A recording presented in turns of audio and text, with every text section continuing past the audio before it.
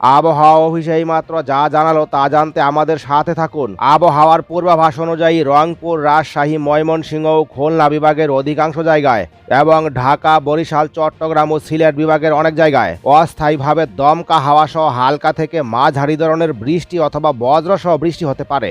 সেই সঙ্গে রংপুর, রাজশাহী, ময়মনসিংহ ও খুলনা বিভাগের কোথাও কোথাও মাঝারি থেকে ভারী অথবা অতি ভারী বর্ষণ হতে পারে। তবে সারা দেশে দিনের তাপমাত্রা সামান্য বাড়তে পারে এবং রাতের তাপমাত্রা প্রায় অপরিবর্তিত থাকতে পারে। বাংলাদেশের কোন কোন জেলায় সবচেয়ে বেশি বৃষ্টিপাতের সম্ভাবনা রয়েছে তা জানিয়ে দিয়েছে আবহাওয়া অফিস। সবচেয়ে বেশি বৃষ্টির সম্ভাবনা রয়েছে চট্টগ্রাম বিভাগের পাহাড়ি জেলা বান্দরবান, রাঙামাটি এবং খাগড়াছড়িতে। এছাড়া চট্টগ্রাম, কক্সবাজার ও ফেনীতেও টানা ভারী বৃষ্টির সম্ভাবনা রয়েছে। আগামী 7 দিনে সবচেয়ে ঝুঁকিপূর্ণ জেলাগুলো হলো সিলেট, সুনামগঞ্জ, মৌলভীবাজার, হবিগঞ্জ, কুমিল্লা, ফেনী, ব্রাহ্মণবাড়িয়া, চট্টগ্রাম, কুড়িগ্রাম, গাইবান্ধা এবং লালমনিরহাট। কেন এই সকল জেলায় সবচেয়ে বেশি ক্ষয়ক্ষতি হবে তা জানিয়ে দিয়েছে আবহাওয়া অধিদপ্তর। বাংলাদেশ পানি উন্নয়ন বোর্ডের বন্যা পূর্বাভাস ও সতর্কীকরণ কেন্দ্র জানিয়েছে, ব্রহ্মপুত্র ও মেঘনা অববাহিকায় বন্যার ঝুঁকি বেশি। আবহাওয়া অধিদপ্তর জানিয়েছে, আগামী 5-7 দিনের মধ্যে সক্রিয় মৌসুমি বায়ু ও বঙ্গোপসাগরের লঘুচাপের কারণে বৃষ্টির পরিমাণ আরও বাড়বে। সিলেট, ময়মনসিংহ ও রংপুর বিভাগের নদীগুলোর পানি বেড়ে যাবে। সমুদ্র থেকে প্রচুর জলীয় বাষ্প বাংলাদেশে প্রবেশ করছে। এই আর্দ্র বাতাস পাহাড়ি এলাকায় উঠে ঘনীভূত হয়ে ভারী বৃষ্টিপাত সৃষ্টি করছে। পাশাপাশি উজানের ভারতীয় রাজ্যগুলোতেও ভারী বৃষ্টি হওয়ায় নদ নদীর পানি বাড়ার সম্ভাবনা তৈরি হয়েছে। বাংলাদেশের যেসব এলাকায় সবচেয়ে বেশি সতর্ক থাকতে হবে তা জানিয়ে দিয়েছে আবহাওয়া অফিস। চট্টগ্রাম, বান্দরবান, রাঙামাটি, খাগড়াছড়ি ও কক্সবাজারে পাহাড় ধসের ঝুঁকির সম্ভাবনা সবচেয়ে বেশি। সিলেট, সুনামগঞ্জ, মৌলভীবাজার ও হবিগঞ্জে আকস্মিক বন্যা ও নদীর পানি বৃদ্ধির আশঙ্কা রয়েছে। এবার জেনে নেওয়া যাক ওপার বাংলার আবহাওয়া সম্পর্কে আলিপুর আবহাওয়া অফিস কি জানিয়েছে।